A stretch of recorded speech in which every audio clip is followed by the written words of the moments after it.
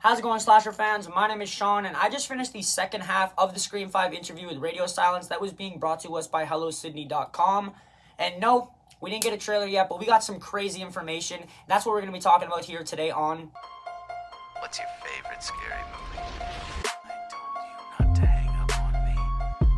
If you guys are interested in watching the full interview, the link for it is in my description. If you're a big Ghostface fan like me, I highly recommend you do so. There's a lot of interesting stuff that they talk about. But in this video, I'm just going to be bringing up the most important information about the film that they brought up.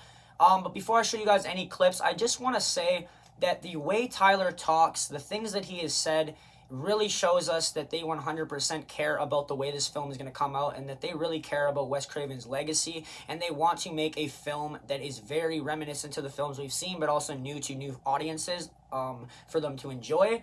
And one thing that he just really puts out there is that he's done his research. He has 100% researched everything about this film, and he also mentions that like this is a film that is being made by fans, right? Like this is a film that is being made by fans. It is a love letter to the Scream franchise, and he really wants to make sure that they don't mess it up and that it becomes this really awesome film. A lot of people think that this is going to reintegrate slasher into the genre, or slasher films into the genre, and I truly think it is too.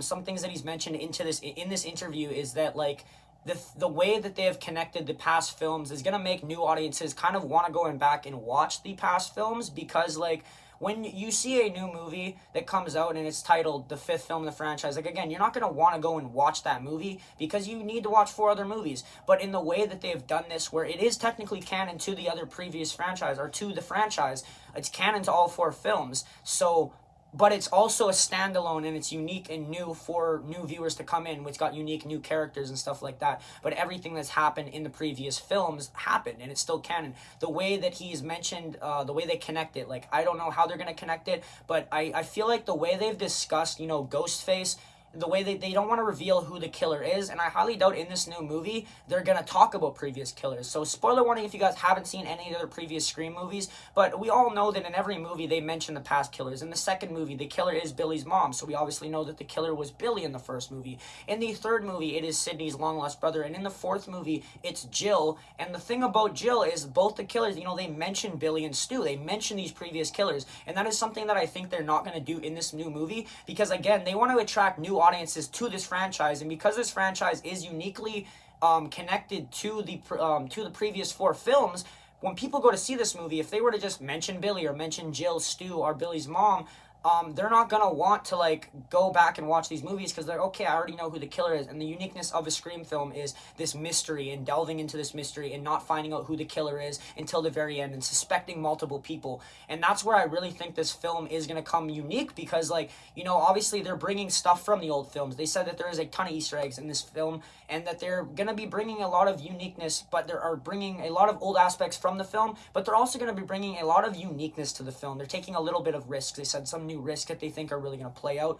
And like I said, as a huge Ghostface fan, just hearing the way Tyler's talked, I 100% believe that they are not going to fuck this movie up. Part of my language. And that they're really going to try to go above and beyond to deliver a awesome horror slasher movie that is going to reintegrate slasher films into the horror movie genre. Because like I said, slasher films have not been booming since like the 70s and 80s, and then 90s was like really big in comedies and stuff like that. So I'm very excited to see this movie. So what I'm going to do right here is I'm going to run some of the important information that he's talked about in the Scream film, and then we're going to talk a little bit more about it. I did mention a lot of it.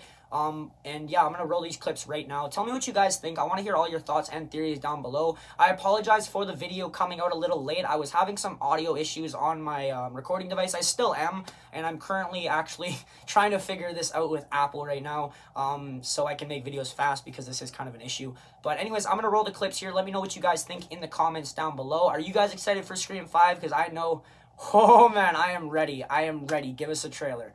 Roll the tapes. Without spoiling anything, that obviously with all of the Scream movies, legacy is very front and center, and they all build so successfully on one another, while also being a totally original in their own right. And that was something that from the start we knew was going to be essential in this working, that it was a love letter to all the movies, and of course to Wes, but also was going to take some of its own unique risks and carve out its own kind of path in the series. And look, it's I also think it's really rare, right, to step into a franchise that has been handled and helmed by one singular visionary. And so there was a lot of responsibility in that. And ultimately for us, we're fans making a movie. I think that's really at the end of the day, one of the most important things for us is that we not only that we sort of do justice to how much we love these movies, but that we bring together a team of people who have the same level of love and respect for what Wes created as we do. And I think we can say now, on the other end of it, that we think we did that very successfully. It's really just an honor to be at the center of that. And by the title, we can say that it is expected for the movie to reach the franchise fans, but also is looking for a new audience. How the movie can be appealing for both at the same time? We talked about a lot is that we have to make a movie that is a standalone good movie. It has to be entertaining in and of itself, full stop, end of story, but also has to be a part that's existed for 25 years. It's kind of, it's no small thing. And so for us, it was finding a way to merge those two things. And honestly, a lot of it came from the script, where your entry point is the entry point is accessible to everybody. This isn't a movie that you need to have seen 27 other movies to understand and to get into it. But your experience will be extremely heightened the more knowledge you have of those previous four. We have, I think this isn't any kind of spoiler, right? I mean, we have like a ton of Easter eggs in this thing. Like, we have so many little moments and nods and things that are big and little and tiny, and that all tie to the previous four. And so there's a bit of a puzzle aspect to it, from a going into it from knowing the first four, that there's lots of things to look for. But then hopefully, if you don't catch those things, it doesn't matter. It doesn't take away from your experience. We didn't. One of the things we didn't want to do is get bogged down in this idea of, some movies bogged down in the idea that we had to make this the fifth movie only. Does that make sense? Am I saying that right, guys? Like, yeah, absolutely. That it wasn't so tied so specifically to that you wouldn't be able to enjoy it. Yeah. Right. Yeah. If you haven't seen it. Because ideally, you someone like us could take somebody who's maybe never seen Scream or saw Scream when it came out 25 years ago and still have an enjoyable experience in this movie. And I think the other but you're in for something that is a horror movie, and that is just endless. We did a fair amount of location shooting. We were on the stage for a while, but we shot in and around Wilmington as well. I think that there was, because of the nature of what this movie was, there was certainly a level of security that was unfamiliar to us. It's our first time dealing with a shoot where the plot, the characters, where it's all so sensitive, and the team did a really good job of, I think, keeping things under wraps as much as they could. And at the end of the day, I think what we've learned is that, the real Scream fans, like, they want to be surprised. For as much as there's like, oh, I want to know what happens. I want to know what happens. We've been really amazed to see just how anti-spoiler the Scream fans are. The movie, you only get to have the experience watching it for the first time once, and I think people really want that to be as fun and as scary and as mysterious and as it can be. And so I think and that's going to be the challenge with the trailer, honestly. Like, there's a lot in this movie that can get spoiled really easily, and we're so curious to see how the marketing department is going to thread the needle, because it's a very It's a very narrow one.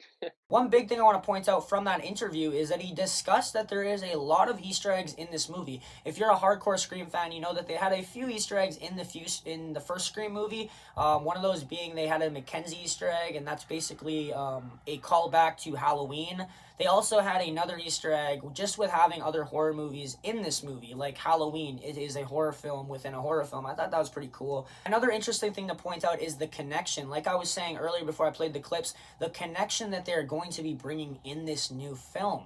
It really seems interesting the way he's worded it and how they're going to connect these previous 4 films to this new film in a way that it's going to attract new audiences to actually want to go back and watch the old films. I'm very interested to see what they mean by that. I know for sure they're not going to talk about any of the previous killers if they're trying to bring viewers to go watch the whole franchise. And this is the main reason that I think they're fully trying to like actually reintegrate Scream into the slasher genre. Like I feel like with Halloween Kills and with Scream and a lot of these movies that are reboots, but again, they're not reboots at the same time. Like Halloween Kills and Halloween 2018, you know, Halloween 2018 is a reboot and a sequel at the same time almost. It is legit a sequel of the original film. And I've noticed the pattern in the horror movie industry that what they seem to be doing is they're saying, okay, a lot of these films got really long franchises, so let's cut these franchises down just to the original movies that got their name out there, and let's make direct sequels to the original films. That way, when new audiences come back and they actually watch these new films, and then they find out, hey, this is a standalone kind of reboot sequel, and wait, it's a sequel, I can go back and watch an original film. And that's how I feel like they're going to reintegrate slasher genre. Then they're going to make slasher movies a thing again, a thing that's popular, like an actual popular concept again.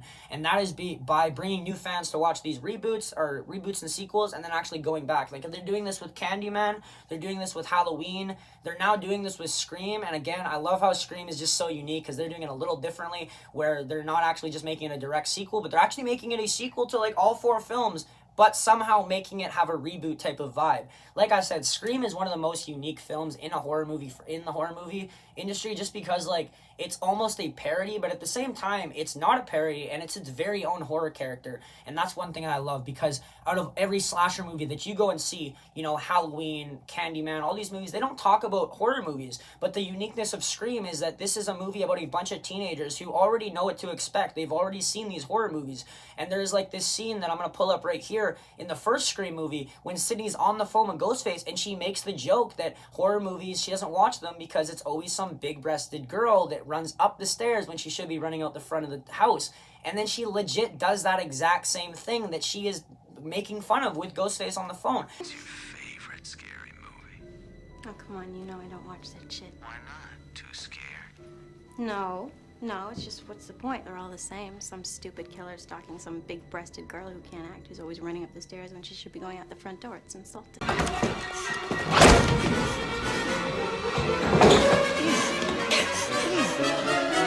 And that's the parody aspects of this film. And another big thing I need to point out is we pretty much got our answer on why there hasn't been a damn trailer yet, and that is because there is so much that could potentially be spoiled in this movie, and they're trying to find a way to come out with a trailer that is not going to give away who the killer is, because like I keep saying, Scream fans, you only get to have that experience once when you watch the film and figuring out who the killer is. After that, it's not the same experience that you have that first time. So I guess they're having a little struggles trying to come up with a trailer that's not going to give out any spoilers. So I'm hoping we get a trailer soon. Come on, Matt and Tyler, I believe in you guys. You guys can put together a trailer that doesn't have spoilers. I believe it. Even just give us a chase scene of Ghostface running. That's all we want. That's all we really need to be satisfied. We only got 5 months until January. So come on. Trailer, please. Give us a trailer. Documentary that I really recommend a lot of Scream fans watch is, it's called Scream: The Inside Story, and then they also have a Scream retrospective. And if you're a hardcore Ghostface fan, these are definitely things that I recommend you watch. They really go in depth on the making of Scream. Also, of course, watching Scream with commentary is absolutely brilliant. It honestly feels like Wes Craven and Kevin Williamson just kind of sat down on a table, put the movie on, and they just, you know, kind of delved back into memories and talked about the making of the film. And it's really interesting to watch because it feels like you're just kind of like listening to two people watch a movie and talk about what they loved about making it. And that's what I love about commentaries. So yeah, like, I hope you guys did enjoy this video. If you guys did, make sure you guys leave a like, and make sure you guys subscribe to the channel with post notifications. I had a little low battery pop up there. One big thing with this video, and I want you guys to let me know what you guys think, is a lot of my videos are scripted. I do go over a script and I write a script down, and then I kind of follow off that script in the video. But because of my audio issues that are going on right now, I am fully just kind of talking freely here. I had a full script set for this video. Because of the audio issues, I just kind of had to talk freely. But yeah, like, do you guys think that I give a lot more information and my own thoughts when I just kind of like improvise and talk freely? I want to hear all your thoughts and theories down below, because I do look at this very passionately, and I do want to get really better at what I do here. And with every criticism that I could get, any piece of advice, constructive criticism would mean a lot. You guys aren't gonna offend me, so tell me what you guys think. Do you guys like the intro? Like, just comment down all your thoughts and theories, what you guys think I could do to better my channel. And of course, I'm gonna give you guys all of the updates regarding Scream 5 as they come out. And until then, guys, make sure you guys stay bloody. I hope you psychos have a fantastic day. Again, my name is Sean. I'll catch you next time. Peace.